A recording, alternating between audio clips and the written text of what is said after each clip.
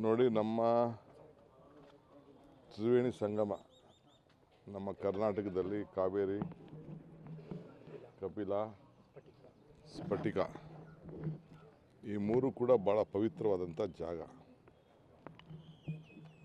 ನನಗೆ ನಮ್ಮ ಪೂರ್ವಜರು ಈ ಜಾಗದಲ್ಲಿ ಮತ್ತು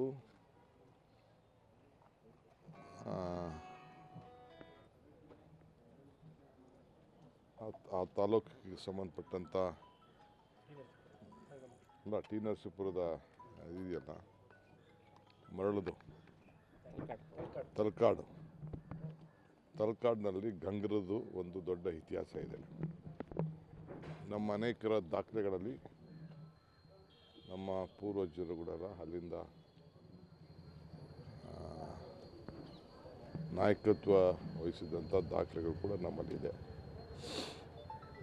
ನಾನು ಹಿಂದೆ ಅದನ್ನು ಡೆವಲಪ್ಮೆಂಟ್ ಮಾಡಿಸ್ಬೇಕು ಅಂತೇಳಿ ನಾನು ಪ್ರಯತ್ನ ಮಾಡಿದ್ದೆ, ಬಟ್ ಮಾಡೋಕ್ಕಾಗಿಲ್ಲ.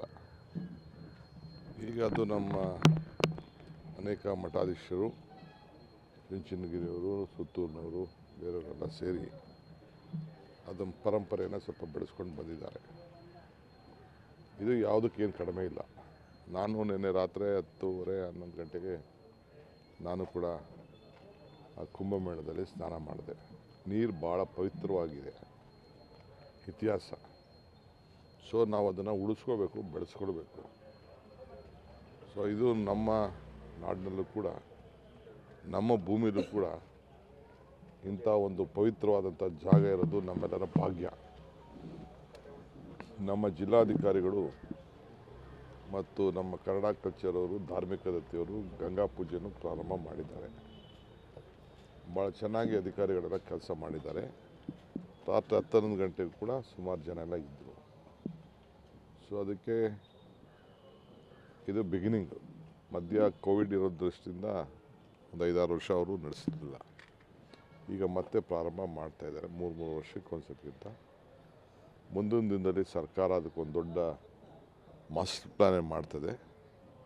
ನಾನು ಕೂಡ ಕಾವೇರಿ ಆರತಿ ಬಗ್ಗೆ ನಮ್ಮದೊಂದು ಟೀಮ್ ಕಳಿಸಿಸ್ಬಿಟ್ಟು ಎಲ್ಲ ರಿಪೋರ್ಟೆಲ್ಲ ತರಿಸ್ಕೊಂಡಿದ್ದೀನಿ. ಈ ವರ್ಷ ಬಜೆಟಲ್ಲೋ ಇಲ್ಲಾಂದರೆ ಬೋರ್ಡ್ನಲ್ಲೋ ಅದರಿಗೆ ಅಫಿಷಿಯಲಾಗೆ ಸೇರಿಸೋವಂಥ ಕೆಲಸ ಮಾಡ್ತೀನಿ. ಇದು ಭಾಳ ಅವಶ್ಯಕತೆ ಇದೆ. ಏಕೆಂದರೆ ಸದ್ಯದಲ್ಲಿ ಕೂಡ ಒಂದು ವಿಶ್ವ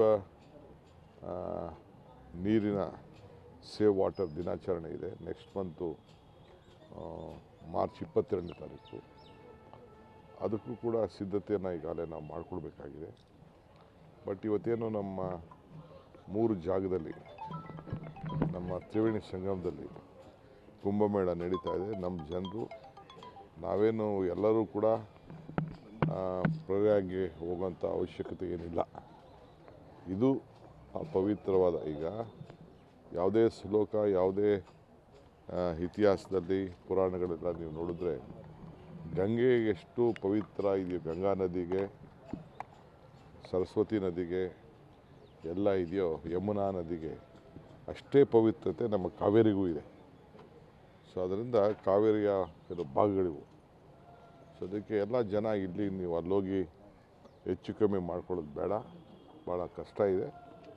ಎಲ್ಲ ಇಲ್ಲೇ ಬಂದು ತಮ್ಮ ಏನು ಬದುಕಿನಲ್ಲಿ ಏನೇನು ಪ್ರಾರ್ಥನೆ ಮಾಡ್ಕೊಳ್ಬೇಕೋ, ಪ್ರಯತ್ನಕ್ಕಿಂತ ಪ್ರಾರ್ಥನೆ ಫಲ ಸಿಗ್ತದೆ ಅನ್ನೋದ್ರಲ್ಲಿ ನನಗೂ ಕೂಡ ನಂಬಿಕೆ ಇದೆ. ಸೊ ಬಂದು ಎಲ್ಲ ವ್ಯವಸ್ಥೆನ ಈಗ ಪ್ರಾರಂಭ ಮಾಡಿದ್ದಾರೆ, ತಾವೆಲ್ಲ ಉಪಯೋಗಿಸ್ಕೊಳ್ಬೇಕು ಅಂತೇಳಿ ನಾನು ನಮ್ಮ ರಾಜ್ಯದ ಕುಂಭಮೇಳಕ್ಕೆ ನನ್ನಿಂದ ಒಂದು ಶಕ್ತಿ ಬರಬೇಕು ಅನ್ನೋ ದೃಷ್ಟಿಯಿಂದ ಪ್ರೋತ್ಸಾಹವನ್ನು ಕೊಡಬೇಕಾದ್ದು ನಮ್ಮ ಸರ್ಕಾರದ ಧರ್ಮ.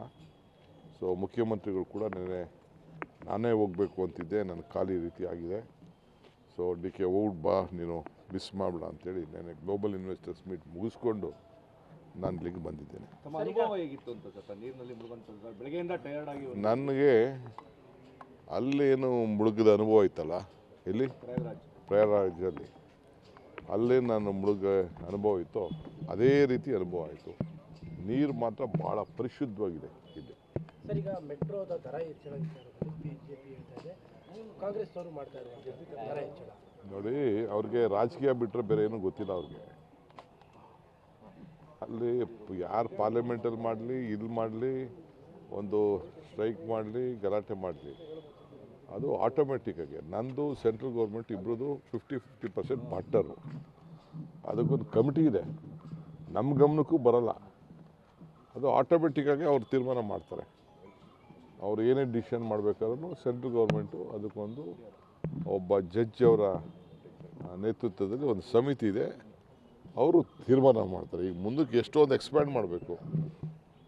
ಈಗ ಡಬಲ್ ಡಕ್ಕರ್ ಮಾಡಬೇಕು 70-80 ಕಿಲೋಮೀಟ್ರ್ ಅಂತ ತೀರ್ಮಾನ ಮಾಡಿದ್ದೀವಿ. ಡಬಲ್ ಡಕ್ಕರ್ ಅಂದರೆ ಒಂದು ಫ್ಲೈಓವರು ಪ್ಲಸ್ ಮೆಟ್ರೋ ಎಲ್ಲ ಮಾಡಬೇಕು. ಅದಕ್ಕೆ ನಾವು ಕಾರ್ಪೊರೇಷನಿಂದ 50% ದುಡ್ಡು ಕೊಡ್ತೀನಿ ಅಂತ ಒಪ್ಕೊಂಡಿದ್ದೀನಿ. ಏಕೆಂದರೆ ನಾವು ರೋಡ್ನ ವೈಡ್ನಿಂಗ್ ಮಾಡಬೇಕಾದ್ರೆ ಪ್ರೈವೇಟ್ ಪ್ರಾಪರ್ಟಿನ ಪರ್ಚೇಸ್ ಮಾಡಿದ್ರೆ ಅದು ಜಾಸ್ತಿ ಕಾಸ್ಟ್ಲಿ ಆಗ್ತದೆ, ಹೊಡೆದಾಕೋಕ್ಕಾಗಲ್ಲ.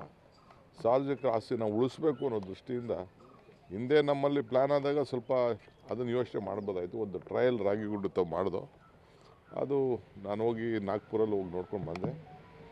ಸೊ ಅವಶ್ಯಕ ಅದೇ ನಾವೇನು ಮಾಡೋಕ್ಕಾಗಲ್ಲ. ಈಗ ನೀರೊಂದು ಅಷ್ಟೇ 14 ವರ್ಷದಿಂದ ನಾವು 11 ವರ್ಷ ಆಯಿತು, ₹1 ಮಾಡಿಲ್ಲ. ಈಗೆಲ್ಲ 1 ಪೈಸೆನೋ ರೈಸ್ ಮಾಡಬೇಕು ಅಂತ ಹೇಳಿ ಒಂದು ಪ್ರಸ್ತಾವನೆಯನ್ನು ನನ್ನ ಆಫೀಸಿಗೆ ಬಂದಿದೆ.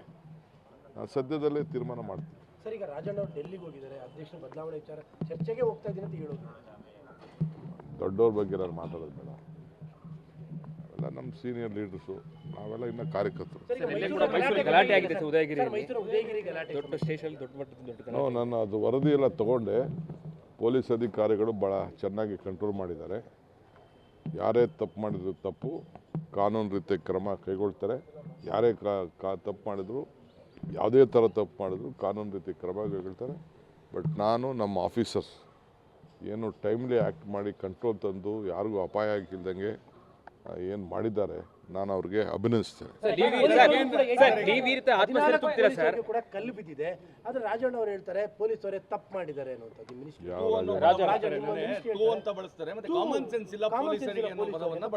ಅದನ್ನು ಒಬ್ಬ ಮಂತ್ರಿ ಮೇಲೆ ಚೀಫ್ ಮಿನಿಸ್ಟ್ರು ಅದ್ರ ಬಗ್ಗೆ ಉತ್ತರ ಕೊಡ್ತಾರೆ. ಚೀಫ್ ಮಿನಿಸ್ಟ್ರು, ಹೋಮ್ ಮಿನಿಸ್ಟ್ರು ಮಾತಾಡ್ತಾರೆ. ನಾನು ಐ ಆಮ್ ಟೆಲಿಂಗ್ ಯು ನಮ್ಮ ರಾಜ್ಯದ ಈ ಮೈಸೂರು ಘಟನೆ ವಿಚಾರದಲ್ಲಿ ಪೊಲೀಸ್ ಅವರು ಒಳ್ಳೆ ಕೆಲಸ ಮಾಡಿದ್ದಾರೆ. ನನಗೆ ಯಾರೇನು ಬಳಸಿದಾರೋ ಗೊತ್ತಿಲ್ಲ. ನನಗೆ ಬಂದ ಮಾಹಿತಿ ಪ್ರಕಾರ ಮಾಧ್ಯಮದವ್ರ ಹತ್ರ ನಾನು ತಿಳ್ಕೊಂಡಿದ್ದೇನೆ. ನಾನು ಆಫೀಸರ್ಸನ್ನು ಚರ್ಚೆ ಮಾಡಿದ್ದೇನೆ, ಸಾರ್ವಜನಿಕರಿಗೂ ಚರ್ಚೆ ಮಾಡಿದ್ದೇನೆ. ಆಮೇಲೆ ನಾನು ಕೆಲವು ಮುಸಲ್ಮಾನ್ ಇವರು ಏನು ಲೀಡರ್ಸ್ ಏನಿದ್ದಾರೆ ಪಾಪ ಅವರೆಲ್ಲ ಬಂದು ಭಾಳ ಜನ ಕಂಟ್ರೋಲ್ ಮಾಡಿದ್ದಾರೆ. ಎಲ್ಲ ಚಿಕ್ಕ ಹುಡುಗರಂತೆ. ಆ ವಿಡಿಯೋನು ನಾನು ನೋಡಿದ್ದೇನೆ. ಚಿಕ್ಕ ಹುಡುಗರು 14, 15, 17, 18 ವರ್ಷದ ಹುಡುಗರು ಪಾಪ ಅವರೆಲ್ಲ ಬಂದು ಹಿರಿಯರೆಲ್ಲ ಬಂದು ತಡೆದು ಮಾಡಿ ಬುದ್ಧಿವಾದ ಹೇಳಿ ಅವ್ರಿಗೂ ಏಟು ಬಿದ್ದಿದೆ. ನಮ್ಮ ಪೊಲೀಸ್ ಪುತ್ತರಾಜಿಗೆ ನೋಡಿದೆ, ಅವ್ರ ಕಾಲಿಗೂ ಏಟಾಗಿದೆ.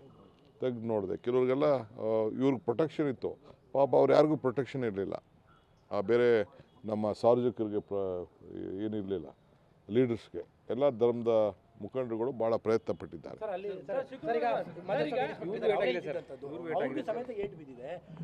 ಅವರ ಪರವಾಗಿ ನಿಲ್ಬೇಕಾದ ಕರ್ತವ್ಯ ಸರ್ಕಾರದ್ದು. ನಾನು as A deputy chief minister CM ಅದನ್ನು ಮಾತಾಡೋಕ್ಕೆ ಅವ್ರ ಕೈಲಿ ಇವತ್ತು ಪಾಪ ಇನ್ನು ಅವ್ರಿಗೆ ಒಂದು 8 ದಿನ ಬೇಕಾಗ್ಬೋದು ಅಂತ ಕಾಣ್ತದೆ. ಅವ್ರ ಒಂದಿನ ಮಾತಾಡ್ತಾರೆ. ನಾನು ಇಲ್ಲೇ ಬಂದು ಇದೇ ಭೂಮಿಲಿ ಮಾತಾಡ್ತಾ ಇದ್ದೀನಲ್ಲ, ನನಗಿನ್ನ ಅಥಾರಿಟಿ ಯಾರು ಬೇಕು? I am there. FIR ಹಾಕೋದು ತಡ ಆಗುತ್ತೆ ಅನ್ನೋ ಒಂದು ಕಾರಣಕ್ಕೆ ಪೊಲೀಸರ ಮೇಲೆ ಕಲ್ಲು ತೂಡ್ತಾರೆ ಅಂತಂದ್ರೆ ಅವ್ರ ಮನಸ್ಥಿತಿ ಏನಾಗಿದೆ ಹಂಗಾರೆ? ಅಲ್ಲಿ ಪರಿಸ್ಥಿತಿ ಏನು ಸರ್? ಪೊಲೀಸ್ ಇಮಿಡಿಯೇಟಾಗಿ ಅವ್ರಿಗೆ ಗೊತ್ತಾದ ತಕ್ಷಣ ಸುವಮೋಟೋ ಯಾರೋ ಹೇಳ್ತಾರೆ ಅಂತ ಅವ್ರ ಮೇಲೆಲ್ಲ ಮಾಡೋಕ್ಕಾಗಲ್ಲ. ಪೊಲೀಸ್ ಅವ್ರಿಗೆ ವಿವೇಚನೆ ಇದೆ. ತಕ್ಷಣ ಅವ್ರು FIR ಹಾಕಿದ್ದಾರೆ.